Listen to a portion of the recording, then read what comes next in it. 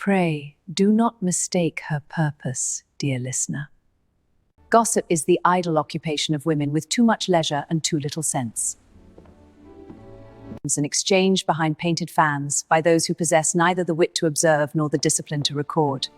What she practices is an altogether different and far more venerable art. And oh, dear listener, hath she a tale for you this evening. But first, a question. What does one make of a man the entire ton fears, and a woman who refuses most stubbornly, most magnificently, to fear him? The season of 1858 hath barely drawn its first breath, and already London whispers. You have been warned, dear listener. Most delightfully warned.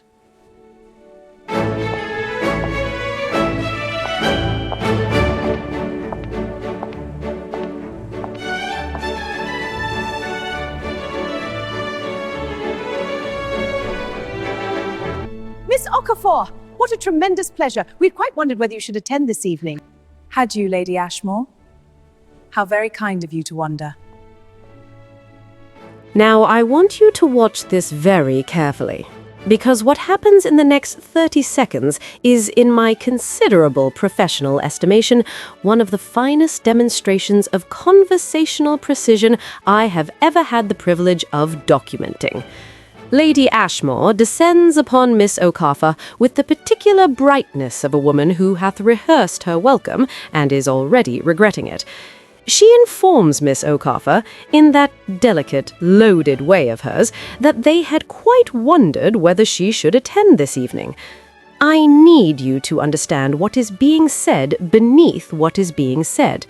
What Lady Ashmore means is, we were not entirely certain you would have the audacity to come. What Miss Okafor hears, every syllable of it, is exactly that. And what Miss Okafor does with it is nothing short of extraordinary. She receives the remark with a smile warm enough to satisfy every rule of propriety. She accepts a champagne glass from a passing tray without so much as glancing away. And she informs Lady Ashmore, in the most pleasant possible tone, that one should have to be very unwell indeed to absent oneself from the most anticipated evening of the season. Lady Ashmore laughs, too quickly, too brightly, the laugh of a woman falling off a social ledge and pretending it is intentional. She then, bless her, compounds the situation by remarking upon the remarkable colour of Miss Okafor's gown. "Is it not?" says Miss Okafor pleasantly. "I find it suits me rather well." And she walks away, before Lady Ashmore can locate a single syllable of response. I have been documenting London society for 40 years. I have witnessed duels and scandals and 3 broken engagements and 1 deeply unfortunate incident involving a peacock at the Marquess of Wiltshire's garden party. I have never, not once in all those 40 years, seen a woman leave a conversation with such complete and unhurried devastation. I press myself further behind my potted palm and write as fast as my quill will carry me. And then something changes. The whispers begin. Not the ordinary whispers that follow Miss Okafor through every ballroom in London. Those she navigates the way one navigates mild weather. Noted, unremarkable, thoroughly beneath her attention. These are different. These move through the crowd like cold moves through an open window. Sudden, sharp, impossible to ignore. The orchestra falters on a single note. Heads turn, fans flutter upward with the particular urgency of women who have spotted something they cannot look at directly, but absolutely cannot stop looking at. I feel it before I see it. Miss Okafor feels it before she sees it. She turns, slowly, because Seraphina Okafor hath never in her life given anything the satisfaction of urgency. And there he is. Edmund Ashford, the Duke of Calloway, stands in the doorway. He looks directly at her. She looks directly at him. Neither of them looks away. I set down my champagne glass. Oh, I think. I reach for my quill with considerable haste. Oh, this shall be very good indeed. Shout out time! Today's big shout out goes to Angela Lewis from Ontario, Canada, to the lovely Daisy Miller from New York, to the bold B.B. Walker from Texas, to the wonderful Wanda Strahlman from Galesburg, Illinois, to beautiful Rosetta Brown from Texas, to amazing Sabrinold from Newberry, Florida, and to the magnificent Vanessa Harris from Chicago. I see you and appreciate you 1000%. And to those of you watching quietly in the shadows, I see you too. Want a shout out in my next video? Subscribe and drop your nickname and location in the comments. Lots of love from me to you all. Now, before he reaches her, and he is already moving, I want you to note, with the slow, unhurried certainty of a man who hath decided where he is going and requires no one's permission to go there, I must ensure you are in full possession of the facts. Because if you are going to understand what is about to happen, you need to understand precisely who Edmund Ashford is. And I promise you, it is worth the 2 minutes it shall take me to explain. Edmund Ashford is 32 years of age. He is heir to one of the oldest and most formidably wealthy dukedoms in all of England. He hath not graced a single-ton event in 3 full seasons, and he is, depending entirely upon whom one consults, either deeply misunderstood or genuinely dangerous. I have consulted everyone. 3 years ago, there is a duel. The details are suppressed with the sort of efficiency that only considerable wealth and considerable influence can purchase. The other party survives, barely, if one credits the most persistent whispers, and I always credit the most persistent whispers. Then there is Miss Arabella Forsyth, a gentle, entirely blameless young woman who hath the profound misfortune of becoming betrothed to Edmund Ashford in the spring of 1854. The engagement lasts 4 months. Its dissolution is never formally explained. What follows, the Viscount's financial ruin, the family's abrupt departure from London, Arabella's permanent retreat to the countryside from which she hath not returned, is documented by everyone, except the one man who could explain it, who says precisely nothing. And then there is the Continent. I shall be honest with you, I have fragments only. Words like debts and dealings and dangerous company surface most frequently among gentlemen who visited certain cities and returned unwilling to speak openly of what they heard.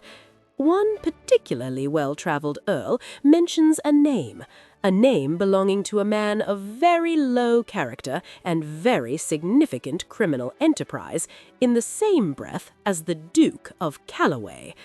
He then immediately retracts the statement and refuses all further conversation on the matter. I noted regardless. Edmund Ashford is not safe. He is not suitable. He is not, and I cannot stress this sufficiently, the carefully vetted, thoroughly predictable sort of gentleman that a woman of Miss Okafor's standing ought to be entertaining, even briefly, even at a distance, even at a ball with 200 witnesses present. He is, in point of fact, precisely the sort of man that Baron Okafor sits his daughter down and describes in considerable detail before permitting her to set foot in London. Reputations, my daughter, the Baron says in that quiet voice of his that carries more weight than shouting ever could, are not invented from nothing. Miss Okafor agrees, sensibly, completely. And yet, I watch Edmund Ashford cross the Pembleton ballroom, deliberate, unhurried, certain. He is going directly toward her. I grip my quill. Baron Okafor, I think, gravely, would not approve of this evening at all. I want you to lean in for this part, and I do not use this word lightly. I am a professional. Extraordinary. He comes to a stop before her, regards her for exactly 1 moment, unhurried, unabashed, and then inclines his head in a bow so slight it borders on insolence. She receives it with a tone that is the conversational equivalent of a door being firmly, politely, and irrevocably closed. He notices, oh, he notices. Something moves across his expression. Not offense, something considerably more interesting than offense, something that looks, and I am watching very closely from behind my palm, remarkably like curiosity. He tells her she does not appear pleased. She agrees he is perceptive and had heard otherwise. I nearly choke on my champagne. She had heard otherwise. Do you see what she is doing? She is telling him in 4 words, with a smile, that his reputation for perception is as suspect as all his other reputations. It is masterful. It is devastating. It is delivered over the rim of a champagne glass with the serenity of a woman discussing the weather. He, unaccustomed to such reception, she imagining most young ladies receive him with more enthusiasm than their good sense recommends. I put down my glass entirely. My quill is moving so fast I shall certainly ruin my best parchment. Edmund Ashford, the Duke of Calloway, the man who hath reduced grown men to stammering apology with nothing more than a look, smiles. Not a warm smile, the smile of a man who hath just encountered something unexpected and finds he is not, despite himself, displeased about it.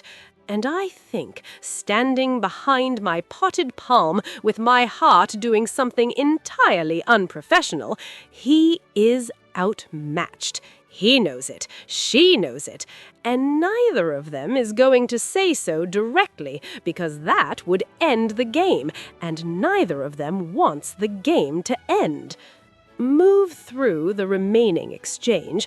Adequate good sense, London speaks, the Morning Post. He studies her, she permits him to, the way one permits a mild inconvenience, with patience and absolutely no concern. You are not, he says at last, what I anticipated. She smiles, small, precise, devastating. How extraordinary, says she. You are precisely what I anticipated. A beat, and yet here we both stand. I exhale, I look down at my notebook. I have filled 4 pages in one conversation. I hath been doing this for 40 years. This, I think, smoothing my notes with fingers that are not entirely steady, this is precisely why I do it.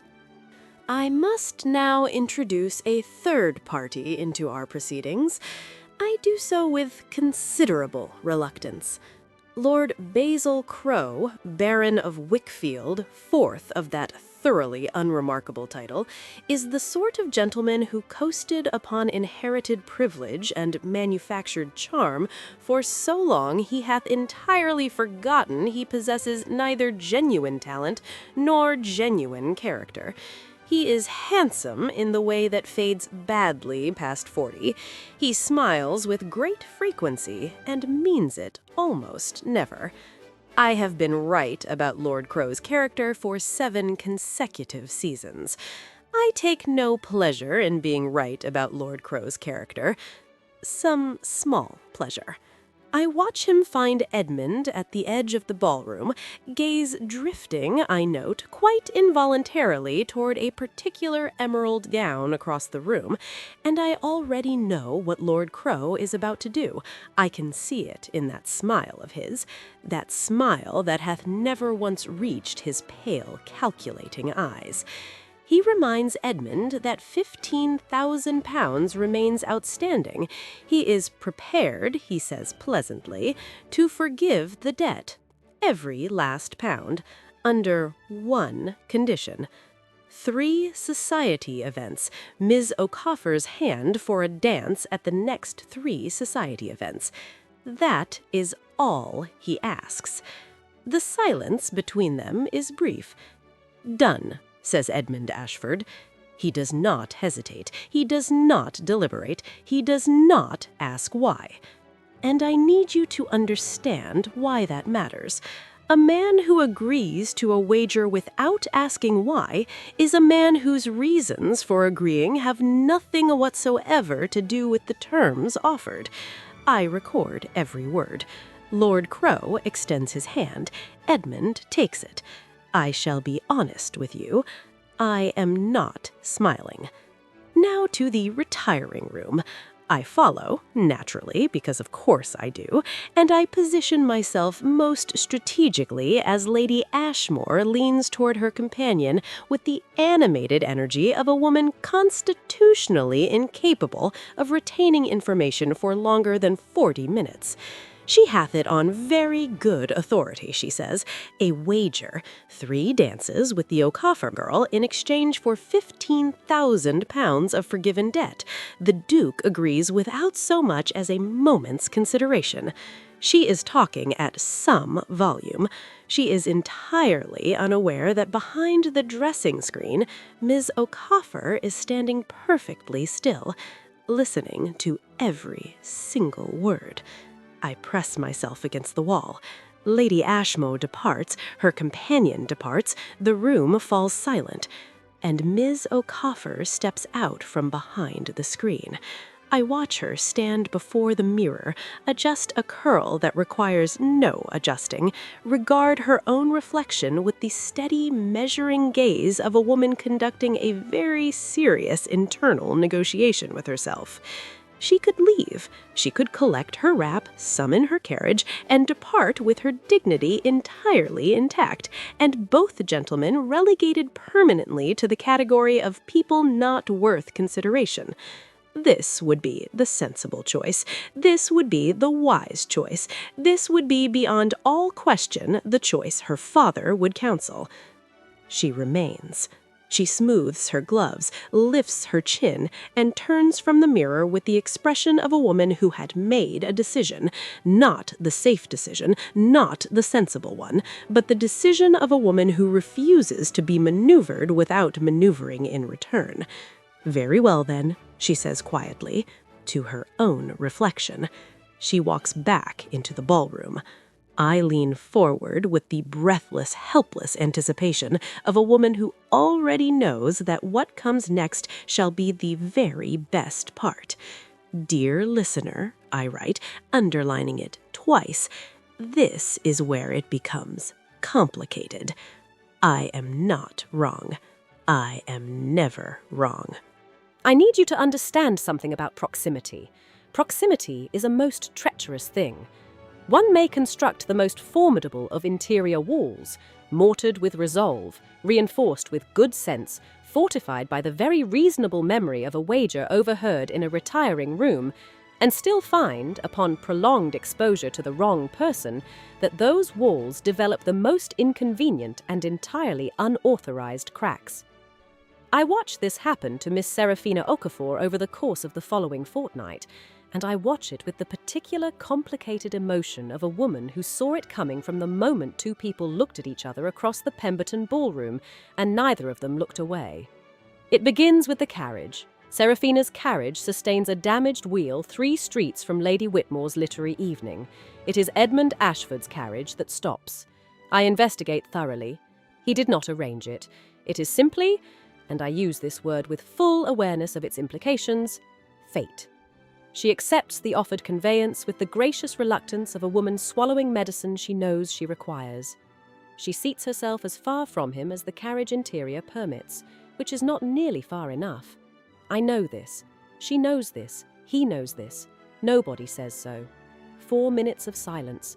The rain falls, the carriage moves, the lantern swings. He tells her she hath not spoken to him directly since the Pemberton ball. She tells him she speaks to him precisely as much as the situation warrants. He asks, quietly, eyes on the rain-streaked window, what she would say if he told her the wager was accepted for reasons that had nothing whatsoever to do with £15,000. I lean forward in my seat. She regards the side of his face with an expression she cannot entirely conceal. And believe me, she can conceal most things. She tells him carefully that such a statement requires considerably more explanation than a carriage ride allows. He turns then, looks at her directly, without the studied composure of the ballroom, without the careful arrogance, just a man in a dim carriage on a rainy London evening, looking at a woman as though she is a question he cannot stop attempting to answer. "Then walk with me," says he. "Tomorrow. My gardens. 1 hour, a long moment. The rain falls, the carriage moves. 1 hour," says she quietly. "Not a minute more." I press my notebook to my chest. The gardens of Calloway House are, even in grey weather, extraordinary. I position myself at the garden gate. Umbrella held, I confess, at a thoroughly impractical angle because I forget to open it properly, and I watch them walk the gravel path together in silence. Her hands clasped before her, his expression carefully composed, the both of them pretending, with tremendous effort, that this is simply a walk. It is not simply a walk. It holds, this pretense, this carefully maintained silence, for approximately 12 minutes. She asks him why he returned to London, after 3 seasons. Why now?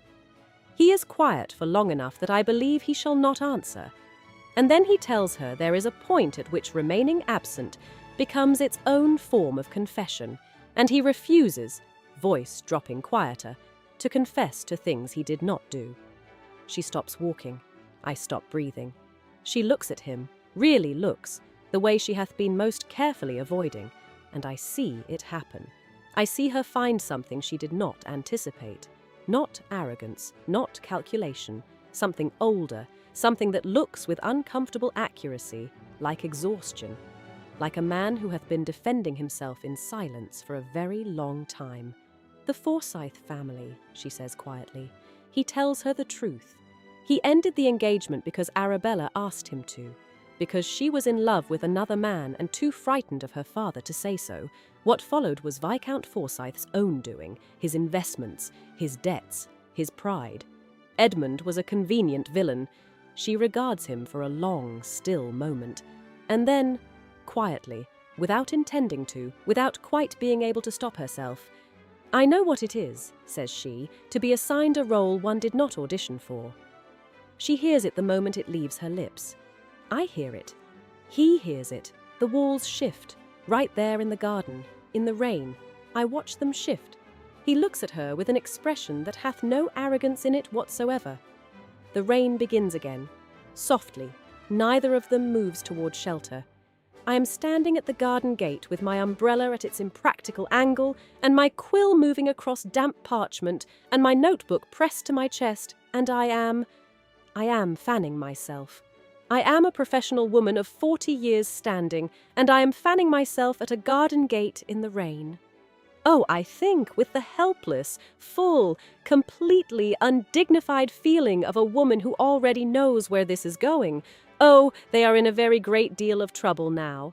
The invitation arrives Thursday morning. I see it delivered. Cream parchment, black ink, the Calloway ducal seal, one sentence in his characteristically economical hand. A private meeting, a matter of resolution, entirely proper. She reads it twice, sets it down, picks it up again. I observe all of this from my usual position, and I think, she is going. She knows she is going. The only person pretending she might not go is herself. She arrives at Calloway House at 4 o'clock on Friday afternoon, and I follow, because, of course, I follow, and I position myself in the corridor outside the library with my quill ready and my notebook open, and my absolute professional commitment to documentation firmly in place. The fire blazes inside. The clock ticks. I can hear both through the door. Through the door, I also hear, because I am pressed very close to it and I will not apologize for this, everything. He tells her the wager is void. Her participation was obtained without consent and is null in his estimation, regardless of what Crow believes. He intends to repay Crow by alternative means. She listens, really listens, and then tells him carefully that he is attempting to protect her reputation. He tells her he is correcting an error in his own conduct. The distinction matters. She asks why it matters to him, and the library goes very quiet. I press closer to the door. "Because," he says, and his voice is so quiet I hath to hold my breath to hear it. "You matter to me, considerably more than is advisable." I close my eyes, the clock ticks, the fire burns, a very long silence on the other side of this door. And then, Edmund. Just his name. Her voice. In that fire-lit room. I step back from the door. I look down at my notebook. Open, quill poised, 40 years of professional documentation instinct telling me to write everything. And I close it. I press it to my chest with both hands, and I stand in the corridor of Calloway House, and I think about all the things I have documented in 40 years. Every scandal, every wager, every poisonous smile across a dinner table, every calculated bow that borders on insolence. And I think some things are not for documenting. Some things are simply for witnessing. I write only this, on the outside of my closed notebook, in my finest hand. Some doors, once opened, cannot be closed again. I underline it, twice. I owe you a confession. I have known this particular piece of information for 3 days. I debated, genuinely, uncomfortably, in a manner entirely inconsistent with my usual decisiveness, whether to tell you at all, whether some truths are better left undocumented, whether 2 people's happiness might, on this singular occasion, outweigh my sacred commitment to the complete account. I could not, in good conscience, stay silent. Forgive me. His name is Mr. Gerald Ashby. No title, no seat in Parliament. He moves through London's elite circles with the practiced invisibility of a man who understands that the most dangerous position is the one nobody thinks to look at. He is a financier of considerable cunning and considerably questionable ethics. A man who arranges things, connects people, and collects debts of both the monetary and the personal variety with equal and unsentimental efficiency. For the better part of 4 years, Mr. Gerald Ashby hath been using the Duke of Calloway's name, not openly, never openly, but in certain trading circles, in private dining rooms, shipping offices, back corridors of institutions that prefer not to be named. The Duke's reputation, his connections, the implicit weight of his title, invoked to lend legitimacy to ventures Edmund Ashford hath never seen, approved, or in several cases even heard of. The ventures include a series of fraudulent trading agreements that have quietly, systematically, and with surgical precision undermined the African merchant network to which Baron Okafor belongs. Seraphina's father, his partners, his associates, men who built their enterprises through decades of integrity, quietly bankrupted, their contracts dissolved, their shipping routes compromised, by agreements made in a name that was borrowed without its owner's knowledge. I have investigated Mr. Gerald Ashby with every resource at my disposal. I confirm the fraudulent agreements. I confirm the use of Edmund's name. I confirm the damage to Baron Okafor's network.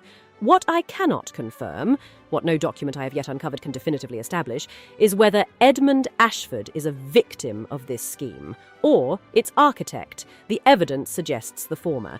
His solicitor describes Edmund's reaction upon being confronted with the full information as, and I am quoting directly, a fury so controlled and so complete it was more frightening than any display of temper I have witnessed in 30 years of practice. This is consistent with innocence.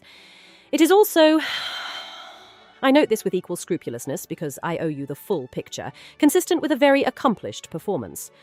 I do not know which it is. And that uncertainty, I confess to you quietly, is the most unsettling thing I have experienced in 40 years of documentation. I watch Baron Okafor summon Seraphina to his study on Saturday morning. I watch him place documents before her, trading records, correspondence, a name repeated across 3 separate fraudulent agreements. Calloway. She sits very still for a long time. I know that stillness. I have documented it at 3 different balls and 1 garden in the rain. That is the stillness of a woman managing something enormous with everything she hath. Her father watches her face. You know him, he says. I have made his acquaintance, she says steadily. Reputations, my daughter, he tells her gravely, are not invented from nothing. No, father, says she without flinching. They are not, nor are they always deserved. She leaves the study, closes the door behind her with a softness that costs her considerably more than a slam would have. I cannot follow her into her room. Some corridors are too private, even for me. But I know what happens in there. She stands in the centre of that room, composed, still, magnificent. And she is utterly undone. And meanwhile, in a dim corridor elsewhere in London, I watch Miss Vane meet with Mr. Ashby. I watch them make their calculations with the cold, efficient cheerfulness of 2 people who have never once lost sleep over the damage they cause. I document every word. And I think, with the particular grim satisfaction of a woman who hath been right about too many people for too many years, the truth, given sufficient time, defends itself. I believe this still. I simply find tonight that sufficient time is rather difficult to come by. I want to tell you about Lady Harcastle's dinner. I attend, naturally, because every person of consequence attends Lady Harcastle's dinner, and I am a person of considerable consequence, even if I choose not to advertise the fact. 40 guests, 7 courses. Conversation sharpened, as always at this table, to a fine and frequently injurious point. I take my position, I open my notebook, I observe. The first 4 courses pass without significant incident. It is during the 5th, a delicate turbot in cream sauce, that I see Miss Vane set down her fork with the particular deliberateness of a woman who hath been waiting all evening. And I think, oh no. She addresses the table with a bright, poisonous smile and wonders aloud how Baron Okafor's business interests fare this season, given certain associations, she says, that have recently come to light regarding his family. She glances toward Seraphina, just briefly, just enough. One does hear, says Miss Vane, such troubling things. I watch Seraphina set down her own fork, and I think, here we go. Seraphina finds it very thoughtful of Miss Vane, she says pleasantly, to concern herself with the business affairs of a family that hath given her no occasion to consider them whatsoever. Miss Vane's smile tightens. One cannot help but hear what London whispers, says she. Indeed, agrees Seraphina. Pleasantly, utterly, completely, deadly. Though one hath observed that London's whispers tend to speak most plainly about those who have the least of substance to offer themselves, it compensates, she imagines, for the deficiency. The table goes very quiet. Lady Harcastle grips her wineglass with an intensity that threatens the crystal. I am on the edge of my chair, and then the doors open. Edmund Ashford walks in. He was not invited. He hath not been received at this table in 3 seasons. He enters anyway, without announcement, without apology, and I watch every face in that room turn toward him with the helpless unanimity of a compass finding north. I watch him survey the table in 3 seconds. Find Seraphina. Register what is happening. And I see it, that thing that moves across his expression, swift and dark and absolutely certain, before he walks directly to her chair and stands beside it. He addresses the table quietly, which is, I can tell you from long experience, considerably more effective than volume. He says a clarification is warranted regarding the Okafor family's business associations, specifically that those falsely conducted in his name, without his knowledge or consent, by a Mr. Gerald Ashby, whose fraudulent activities are currently under formal investigation by his solicitors and shall shortly be a matter of public legal record. He lets it settle. Baron Okafor and his associates, he continues, are men of complete and unimpeachable integrity. Any suggestion to the contrary is not merely incorrect. He looks at Miss Vane. It is a lie, says he, and he will not permit it to stand at any table in London, including this one. I look at 40 faces. I have never in my career seen 40 people so thoroughly and simultaneously silenced. Miss Vane hath gone the colour of the turbot. He nods to Lady Harcastle. Forgives the interruption, shan't keep them from their remaining courses.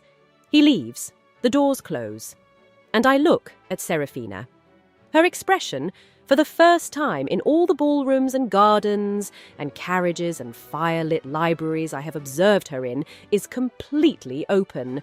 No composure, no armour, no performance, just her face, real and blazing. I step out into the corridor, press my hand flat against my sternum. My quill has stopped moving entirely. 40 years, I think, 40 years of documentation, and I have never... He walked into a room he was not invited to, and he defended her publicly, without hesitation, without calculation, without a single thought. I'm entirely certain of this, and for anything except that she should not be made to face it alone. I pick up my quill. I write 3 words and I look at them for a long time. He defended her. Then I look at the closed dining room doors, and I think, with the full, complicated, helpless feeling of a woman who hath spent 40 years at a careful professional distance from every story she hath told. This is why I write. His letter arrives the morning after, 1 sentence. His hand, his characteristic economy. There are things you deserve to hear directly from me. I ask only 1 hour. The choice of what follows belongs entirely to you. I am there when she reads it. I watch her read it once. Set it down. Pick it up. Again. I know she is going before she does. They meet at Mrs. Forthright's parlour, a modest, comfortable room with floral wallpaper and soft grey afternoon light, and 2 armchairs and a small tea table, and absolutely no reason whatsoever for either of them to be afraid. They are both afraid. I find my position in the corner, quiet, still, notebook open, and I watch. He stands when she enters, not with the composed bearing of the ballroom, not with the careful armour of a man managing his reputation, just a man standing in a modest parlour on a grey afternoon, about to lay down everything he hath been carrying. She sits, folds her hands, and her expression is something I have not seen on her before, not soft, not yielding, open, courageously, vulnerably, entirely open. Tell me, says she, all of it, and he does. He tells her about Ashby, all of it, without abridgment, without flattering his own role in any of it. How it begins as legitimate and curdles gradually, how by the time he understands the full scope it is too entrenched to sever cleanly, how his retreat to the continent is not escape, but a failed attempt at quiet dismantling, how he fails, how he is sorry, specifically for her father, for men who deserved none of it. He tells her about Arabella, the full truth. She comes to him privately. She is in love with another man and too frightened of her father to say so. He ends the engagement willingly, protectively, and absorbs 3 seasons of censure without correction because correcting it would have destroyed her entirely. She asks him not to. He honours that. He hath been providing for her household anonymously these 3 years past. He tells her about the duel. The man is Ashby's associate. He makes threats against a woman Edmund is not in love with but is not willing to abandon to genuine danger, and then he stops. He looks at her with the steady, undefended gaze of a man who hath nothing left to manage and nothing left to hide. He tells her he is not a good man, in the manner the ton defines goodness. Not uncomplicated, not without fault. He makes choices that are expedient when they ought to have been courageous. He stays silent when that silence costs others more than it costs him. He cannot undo any of it. He can only tell her now, everything, without reservation, because she is the first person in a very long time for whom complete honesty feels not only possible, but necessary. He does not reach for her hand, he does not soften it, he simply waits. I watch Seraphina sit in silence for a long time. She looks at her hands, at the window, at the ordinary London street where the city continues its ordinary business, entirely indifferent to what is being decided in this parlour, and I think, watching her face, that I am witnessing something I have no category for in 40 years of documentation. This is not a woman being persuaded. This is not a woman being won. This is a woman in complete possession of every fact, every complication, every imperfect truth, making a decision entirely of her own sovereign construction. She looks up at him. She tells him he will present himself to her father, formally, full disclosure, without flinching, without her assistance. He agrees.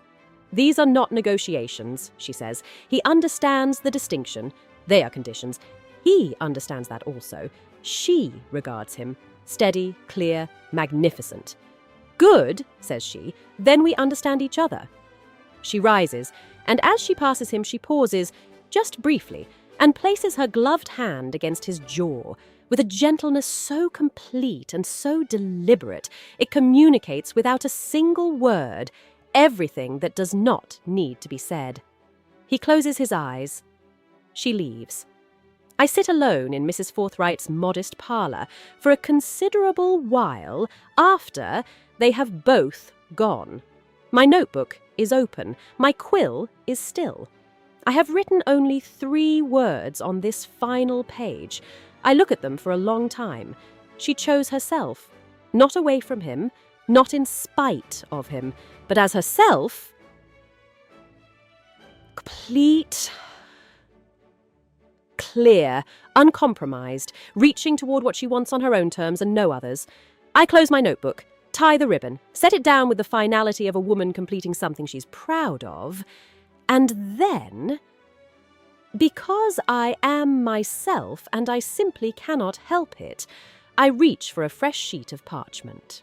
London evening descends, lamps are lit. Somewhere across the city, a baron receives an unexpected visitor. Somewhere, a solicitor prepares very serious documents. And on a quiet street, beside a plain black carriage, Edmund Ashford stands in the fading light with his hand pressed to his jaw, right where she touched him. He does not move for a long time. I watch him from the corner with my finished notebook held against my chest. Closed, tied, done. I watch his face, and I think, this man, this complicated, flawed, stubborn, impossible man that the entire ton hath feared and whispered about and judged and condemned for 3 full seasons, hath something on his face right now that hath no name more precise than joy. Pure, unguarded, complete. I have been doing this for 40 years. I have documented duels and scandals and wagers and poisonous smiles across dinner tables and engagements made and broken and ruined families and drawing-room cruelties so refined they leave no visible mark. And I will tell you, standing here on this quiet evening street in the lamplight with my finished notebook and my fresh parchment and all of it, I would do all 40 years again.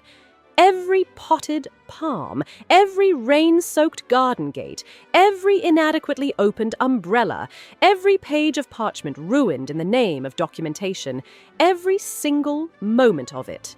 For this, I look down at my fresh parchment. I look up at London, blazing, whispering, magnificent, ordinary London, carrying on as it always does, entirely indifferent to the extraordinary things happening within it.